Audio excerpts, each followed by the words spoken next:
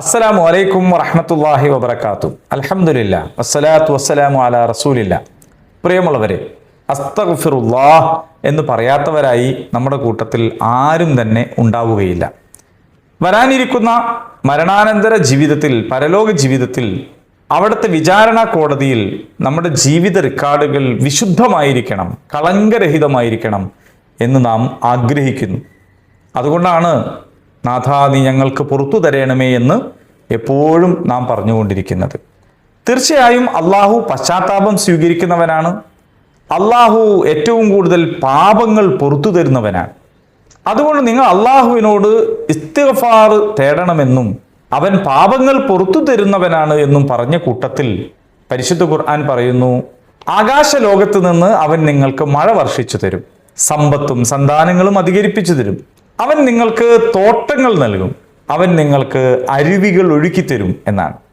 മഴ പെയ്യുന്നതും തോട്ടങ്ങൾ ഉണ്ടാകുന്നതും സമ്പത്തും സന്താനങ്ങളും വർദ്ധിക്കുന്നതും അരുവികൾ ഒഴുകുന്നതുമൊക്കെ എവിടെയാണ്? ഈ പ്രപഞ്ചത്തിലാണ്, ഇവിടത്തെ ജീവിതത്തിലാണ്.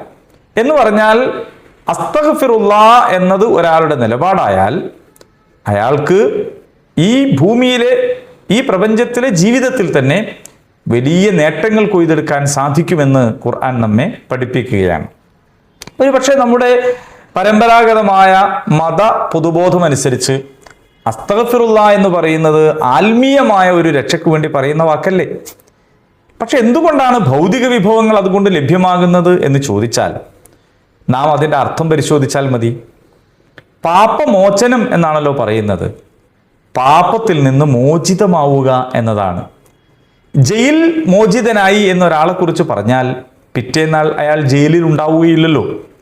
വിവാഹമോചിതനായി എന്ന് ഒരാളെ കുറിച്ച് പറഞ്ഞാൽ അയാൾ പിറ്റേന്ന് വിവാഹ ജീവിതത്തിൽ ഉണ്ടാവുകയില്ലല്ലോ. ഇതുപോലെ പാപമോചനം എന്നതുകൊണ്ട് പരിപൂർണമായും നാം ജീവിതത്തിൻ്റെ ശൈലി മാറ്റുക എന്നതാണ് വേണ്ടത്. പ്രപഞ്ചനാഥന് കീഴടങ്ങി ജീവിക്കുവാനുള്ള ശരിയായ വഴിയിലേക്ക് പ്രവേശിക്കുക എന്നതാണ്. അങ്ങനെയല്ലാത്ത എല്ലാ വഴികേടുകളിൽ നിന്നുള്ള മോചനം നേടുക എന്നതാണ്.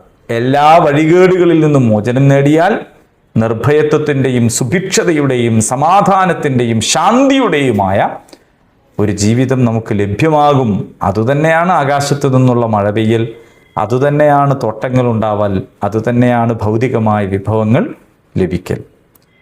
അസ്തഗ്ഫിറുല്ലാഹ് എന്നത് അർത്ഥമറിഞ്ഞു പറയാനും അതുകൊണ്ട് ജീവിതത്തിൽ നേട്ടങ്ങൾ കൊയ്തെടുക്കാനും പരിശ്രമിക്കുക.